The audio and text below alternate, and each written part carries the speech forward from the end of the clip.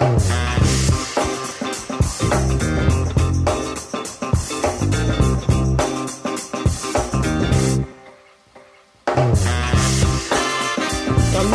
Development Bethesda Podcast. Kita pernah mendengar bahwa HIV adalah virus yang menyerang sistem kekebalan tubuh. Sebagian besar masyarakat juga masih berpikiran bahwa orang dengan HIV atau ODIV ini memiliki tubuh yang kurus, lemah, dan kemudian tidak berdaya dan bahkan divonis tidak akan hidup lama. Selain itu, akibat dari virus ini banyak orang dengan HIV yang mengalami stigma dan diskriminasi, dikeluarkan dari tempat pekerjaan, sekolah, bahkan diperlakukan berbeda di layanan kesehatan karena mereka menganggap bahwa virus ini itu mudah untuk menularkan. Lantas seperti apa? Apakah betul bahwa HIV ini mudah untuk menularkan? Kemudian sikap dan dukungan apa yang mesti kita berikan kepada orang dengan HIV? Sobat CD Bethesda, kita bertemu di Community Development Bethesda Podcast bersama dengan saya Prisa, dan kali ini kita sudah kedatangan narasumber, yaitu Rahmono Hadi Susilo yang kita panggil Kak Pram. Kak Pram ini adalah salah satu anggota Pita Merah, aktivis HIV dan juga orang dengan HIV. Halo Kak Pram. Halo Kak Prisa. Apa kabar? Sehat, alhamdulillah. Boleh disapa Sobat CD Bethesda? Halo Sobat CD Bethesda dimanapun berada. Salam sehat selalu. Ya, Kak Pram, tadi di awal kita sudah berbicara bahwa Kak Pram ini adalah seorang dengan HIV atau ODIV Ya, gitu. Kemudian kapan sih Kak Pram memiliki status HIV, mengetahui status HIV-nya, dan kemudian peristiwa apa sih yang saat itu dialami ketika mengetahui status pertama kali? Oke, jadi terima kasih Kak Prisa. Saya tahu status pertama kali tahun 2014. Oke. Saat itu saya masih kerja di ekspor impor gitu. Jadi awal mulanya setelah meninggalnya almarhum ibu saya tuh diare hampir 3-4 bulan. Terus saya nggak periksa, nggak cek apapun, saya cuma minum obat toko, tetapi nggak berhenti, nggak berkurang, justru semakin ini berat badan turut drastis. Akhirnya saya memutuskan diri untuk periksa di klinik. Oke. Jadi karena diare ya? Ya, awalnya itu diare. Jadi diare itu juga menjadi salah satu gejala. Saat itu saya belum tahu. Belum tahu itu apa dan kenapa, karena apa belum tahu. Saya pikir hanya karena saya mungkin salah makan, kayak gitu. Kemudian saya datang ke klinik dekat rumah, lalu klinik itu asesmen kayak tanya-tanya gitu. Ya. Kenapa keluhannya saya sampaikan, saya diare udah 3 bulan, terus ditimbang tuh berat badan saya jadi turunnya tuh banyak sekali gitu. Lalu dokter langsung minta saya tes gitu. Tapi saat itu saya merasa saya baik-baik aja, jadi saya merasa oke, saya mau dites gitu. Akhirnya saya dirujuk ke rumah sakit karena itu klinik tidak bisa melakukan tes. Waktu itu saya namanya belum tes VCT kayak sekarang ya. Saya lupa namanya tes apa gitu. Udah lama banget soalnya 2014 itu. Lalu dirujuk ke rumah sakit besar dengan surat rujukan tersebut. Nah, akhirnya 2 hari kemudian saya ke rumah sakit dan membawa surat rujukan itu untuk melakukan tes. Gitu. Nah, di situ dokter baru menyampaikan, ini dirujuk untuk tes HIV. Gitu. Gitu sih, jadi langsung dites di hari itu juga di rumah sakit. Iya. Gitu. Dan hasilnya hari itu juga? Ya, hasilnya itu 3 hari kemudian. Saya disuruh nunggu 3 hari, nanti akan dihubungin untuk hasilnya gitu. Gitu. Jadi setelah itu saya pulang. Saya tetap pulang, kegiatan biasa, kerja biasa. Tapi saya itu tetap diare-diare terus. Gitu. Oh, seperti itu. Ya. Kemudian setelah 3 hari itu Kak Pram? Nah, setelah 3 hari saya ditelepon dari dokternya, saya datang. Dokternya menyampaikan nih hasilnya sudah keluar, kita buka bersama. Dilihat kan gitu, masih segel, masih tertutup, belum ada yang buka sama sekali gitu. Terus dibuka hasilnya, saya dinyatakan positif HIV gitu. Dan saat itu juga saya langsung menanyakan karena saya tidak tahu apa itu HIV, bagaimana itu HIV dan penanganannya gimana. Saya nanya ke dokternya, dok itu HIV apa gitu. Kemudian dijelaskan kalau HIV itu penyakit menular. Terus apakah itu mematikan? Iya, dokter menjawab itu bisa mematikan. Saya langsung nanya, dengan kondisi saya yang saat ini sekarang ini, kira-kira saya masih bisa bertahan berapa lama dok? Saya bilang itu. Kemudian dokter itu melihat kulit saya, melihat kondisi badan saya yang sudah kurus. Dokter tuh langsung melihat saya gitu, kamu paling bisa bertahan 6 bulan. Gitu. Sebegitunya ya? Iya, jadi saat itu juga saya langsung, yang tadinya saya cuma nanya-nanya itu supaya saya paham, akhirnya saya langsung divonis hidupmu tinggal 6 bulan. Itu rasanya kayak hari itu juga saya sudah berakhir hidupku. Gitu. Padahal Kak Pram ini sudah berapa tahun untuk hidup dengan HIV ini? Oh iya, jadi sebenarnya saya sudah tahu statusnya itu tahun 2004.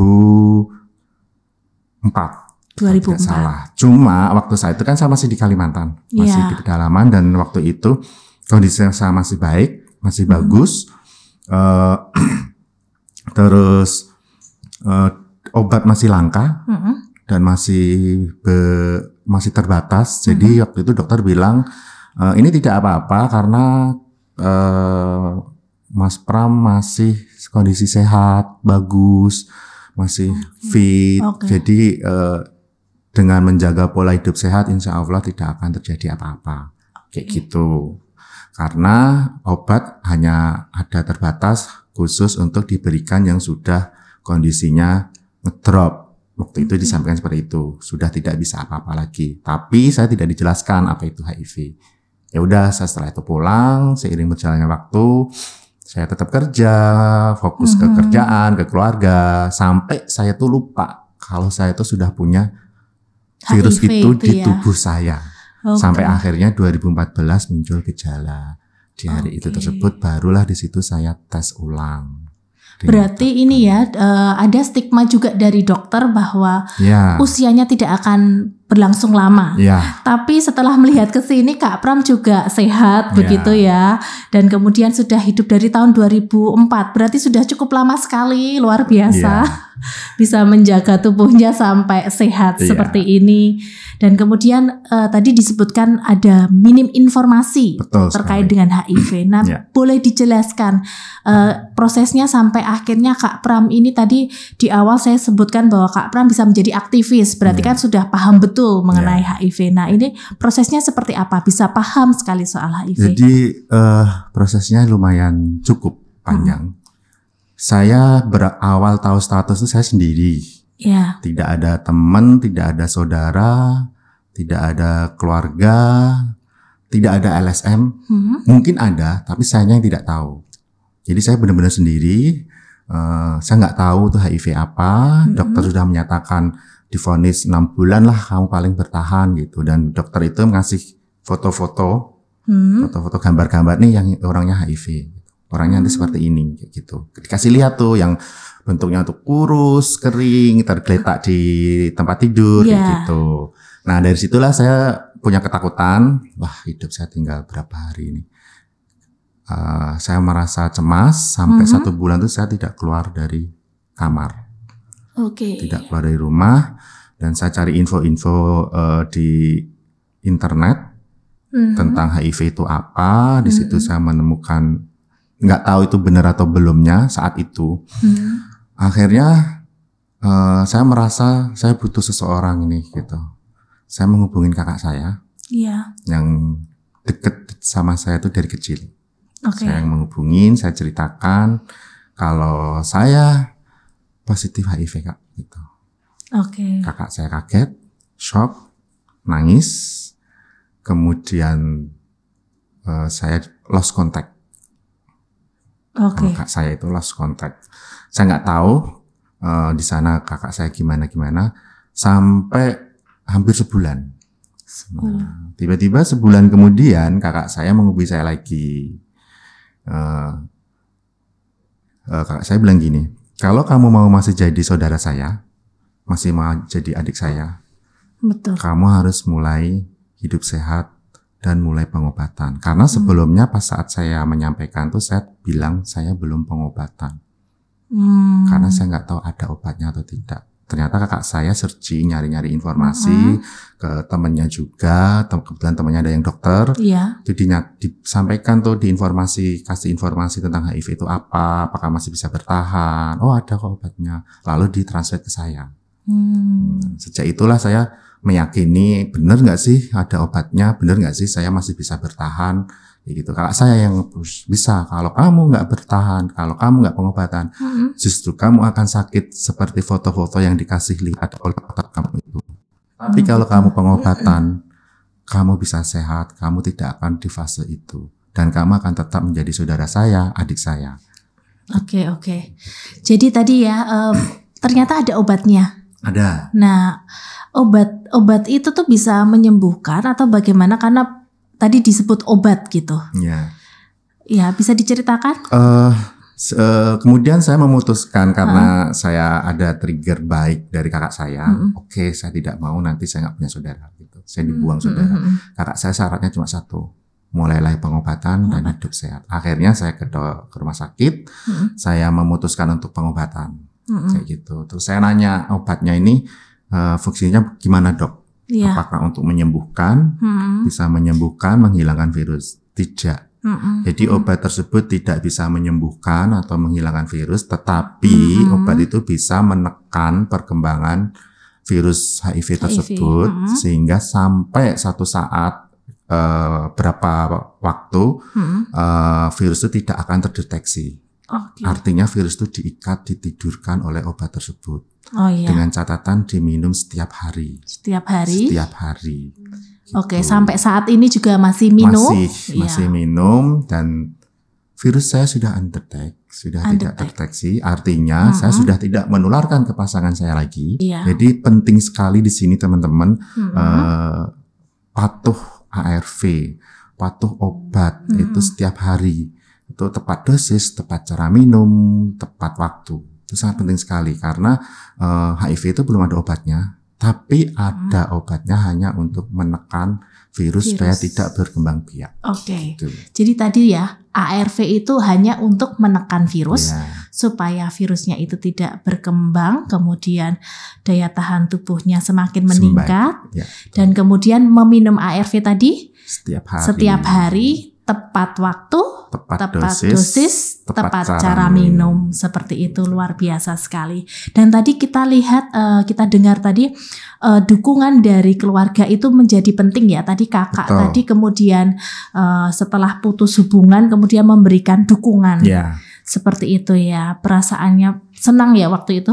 Ya waktu itu senang, terharu, sampai menangis-nangis karena jaraknya jauh. Jadi kita menangis-nangis lewat telepon. Terus kakak saya masih ngasih motivasi ke saya, dukungan saya. Kamu harus membuktikan ke diri kamu sendiri, terutama bahwa kamu hidup dengan HIV itu bukan berarti kamu terus tidak berguna. Paling tidak bermanfaat buat diri kamu sendiri. Dan buktikan ke orang-orang di sekitar kamu, terutama keluarga kamu. Kamu siap. 1 tahun, saya kasih waktu 1 tahun untuk mempersiapkan diri. Kita bareng-bareng buka status ke keluarga besar. Gitu. Nah, seiring jalannya waktu, setelah titik balik saya itu dari kakak saya sendiri itu, dukungan kakak saya itu. 1 tahun kemudian, apa yang disampaikan kakak saya itu terjadi. Jadi kita ada pertemuan di keluarga saya itu setiap tahun ada pertemuan keluarga besar gitu. Nah kebetulan waktu itu 2015 saya terdiagnosa pengobatan 2014. 2015 kita ada ngumpul keluarga di Banjarmasin. Terus kita ngumpul, sharing-sharing, satu sama lain saling menyampaikan apa kendala, masalahnya apa. Karena di setiap keluarga kami itu udah kayak menjadi budaya gitu. Pas saya di posisi saya yang paling terakhir, saya menyampaikan bahwa saya status saya saat ini adalah hidup dengan HIV. Kayak gitu. Itu tidak mudah untuk menyampaikannya karena saya harus siap mental, saya harus siap secara finansial, secara fisik. Jadi seandainya terjadi hal-hal keluarga saya tidak menerima saya bisa berdiri sendiri. Saya tidak bergantung ke orang lain. Kayak gitu. Jadi saya bisa mandiri, bisa berguna buat diri saya sendiri. Pertama, keluarga saya shock. Bahkan di situ nggak hanya saudara kakak-kakak kandung saya, ada ipar, ada keponakan-keponakan, karena memang ngumpul semuanya. Keluarga besar. Iya, keluarga besar dan shock. Bahkan ada yang main fisik. Saya memaklumi, mungkin karena mereka kecewa dengan status saya. Saya juga nggak menyalahkan mereka. Saya hanya terdiam waktu itu, saya nggak melawan. Kemudian karena itu posisi di sana itu kita hampir 10 hari. Nah, selama 10 hari itu ya nggak ada tegur sapa, nggak ada apa-apa. Kemudian kakak saya yang pertama yang tahu status saya itu membantu saya mengedukasi saudara-saudara yang lain. Gitu. Nah, dengan 10 hari saya di sana tuh mereka melihat kegiatan saya ngapain, saya kok nggak kayak orang sakit. Mereka baru lihat, loh kamu HIV tapi kok nggak kayak orang sakit. Gitu. Karena kondisi saya udah bagus, udah baik, nggak kelihatan dari fisik. Gitu. Tapi memang saya rutin minum obat. Akhirnya saya jelaskan bahwa hidup dengan HIV itu bukan akhir dari segalanya. Betul. Saya masih punya hak yang sama. Kalau kakak-kakak sudah nggak bisa nerima saya lagi, ya saya juga nggak bisa memaksa. Intinya saya waktu itu dibantu kakak saya di mengedukasi yang lain. Pas saat H-2 mau balik ke Jogja, barulah mereka menerima saya. Memeluk saya satu persatu, sambil menangis satu persatu semuanya, bahkan saya sendiri juga menangis, bahkan keponakan saya sendiri yang antar saya ke bandara, waktu mau masuk bandara itu masih ngasih semangat spot ke saya, Om semangat, luar biasa, ada kami di belakang Om, kami ada di belakang Om, kami dukung Om, kami support Om semuanya, saya dipeluk, dirangkul, disitulah titik balik saya kedua, bahwa penting dukungan dari orang terdekat kita, terutama keluarga. Jadi membuka status ke orang terdekat kita, terutama keluarga, itu belum tentu mereka akan membuang kita, belum tentu mereka akan mengacuhkan kita. Itu rasa-rasa itu karena tertanam di diri kita, rasa ketakutan diri kita. Kalau dibilang saya takut ya. Makanya saya mempersiapkan diri itu hampir 1 tahun. 1 tahun saya harus benar-benar siap mental, segalanya saya harus siap. Apapun nanti reaksi keluarga saya, nerima atau tidak, saya sudah terima, saya sudah siap. Kayak gitu. Jadi harus ada kesiapan di awal gitu ya, kesiapan di awal untuk membuka status karena tidak mudah. Kemudian mungkin di awal tadi juga Kak Pram itu menyampaikan bahwa keluarga itu sempat ada yang main fisik begitu. Betul. Karena ada dalam benak mereka bahwa mungkin HIV itu seperti tadi terstigma bahwa orang dengan HIV adalah orang yang berperilaku tidak baik. Benar. Begitu ya. Dan masih banyak lagi lah seperti itu. Dan kemudian tadi juga satu keluarga yang sudah tahu tentang HIV untungnya dan kemudian mencoba untuk membantu memberikan pemahaman yang benar kepada keluarga yang lain. Betul. Dan semakin banyak orang yang mendukung, kemudian Mas Pram bisa maksudnya termotivasi untuk hidup sehat begitu ya. Betul. Kemudian stigma dan diskriminasi apa saja selain dari keluarga? Selain dari keluarga saya tempat kerja. Ya, jadi di tempat kerjaan saya itu karena saya mengharuskan setiap bulan harus akses ARV setiap bulan dan saat itu tidak boleh diwakilkan, tidak boleh diambilkan. Jadi saya harus datang langsung ke layanan kesehatan di mana saya mengakses ARV. Betul. Dan jam kerjanya tuh hanya hari Senin sampai Jumat. Hari Senin sampai Jumat. Ya, Sabtu Minggu libur, sedangkan libur saya hari Minggu. Jadi saya harus izin tuh setiap bulan. Dengan berbagai macam alasan. Yang bulan ini saya izin karena sakit. Gitu. Oke, di ACC. Bulan depannya saya izin karena ada keluarga yang punya acara, diizinkan. Bulan berikutnya saya izin karena ada saudara yang meninggal. Bulan berikutnya izin lagi, ada tetangga yang ada punya gawe dan seterusnya. Akhirnya saya kehabisan alasan untuk izin. Untuk izin karena saya harus mengambil ARV setiap bulan. Iya. Kemudian saya berpikir saya harus izinnya dengan alasan apa lagi, saya harus gimana ini gitu. Saya konsultasi dengan konselornya waktu itu. Konselornya menyarankan kamu buka status aja ke tempat kerjaan kamu. Tapi saya tidak langsung buka status. Saya masih berpikir lagi, saya pertimbangkan lagi nanti efeknya gimana, mereka menerima atau tidak, itu saya masih pertimbangkan. Akhirnya saya memutuskan saya membuka status saya. Saya menyampaikan ke manajer saya, ke bagian SDM, bahwa saya minta kompensasi setiap bulan, minta libur 1 hari di hari kerja untuk mengambil obat karena posisinya jauh dari tempat tinggal. Jadi memerlukan waktu kurang lebih 1 hari perjalanan pulang pergi. Waktu itu nggak langsung diiyakan atau ditijakkan, tetapi langsung oke, nanti kami kasih tahu ya, tunggu kabarnya gitu. Seminggu kemudian saya dipanggil. Saya dikasih 2 lembar surat gitu. Ini ada 2 surat.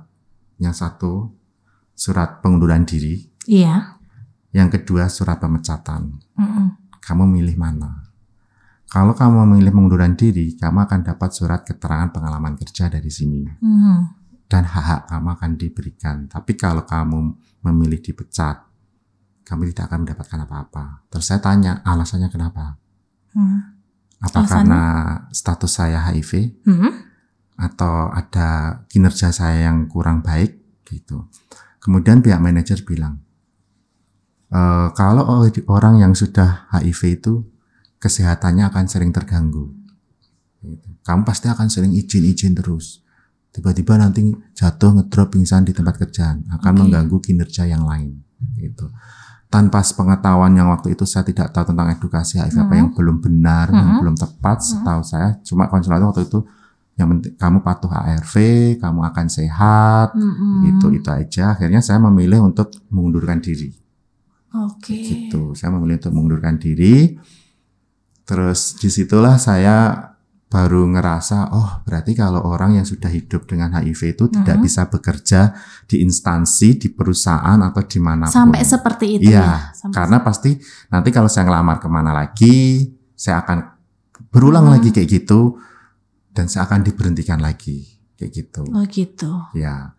Karena masih ada stigma tadi ya, stigma bahwa orang yang bekerja di perusahaan itu yang kemudian orang dengan HIV itu akan memiliki tubuh yang lemah seperti itu, tidak, dan kemudian itu menjadi kerugian bagi perusahaan dan kemudian tadi disebutkan bahwa akan ada waktu khusus bagaimana waktu itu diambil untuk datang ke pengobatan, kelayanan kesehatan seperti itu, dan itu mengganggu jam kerja dan itu juga merugikan bagi perusahaan. Seperti itu. Dan mungkin tidak hanya Mas Pram saja ya, mungkin di luar sana orang dengan HIV juga mengalami hal yang sama seperti ini. Dan kemudian sampai pada akhirnya Kak Pram memutuskan untuk tidak bekerja di sektor swasta yang waktu itu berpikirnya seperti itu. Tapi saya karena saya butuh hidup, butuh makan, saya harus gimana nih, mau usaha nggak ada modal, saya mencoba lagi. Mungkin nggak semua perusahaan kayak gitu.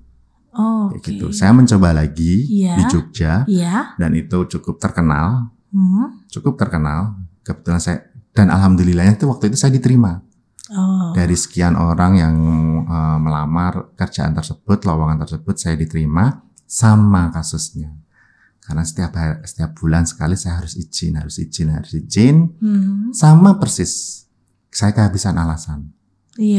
Kayak gitu. Karena liburnya saya cuma hari Minggu.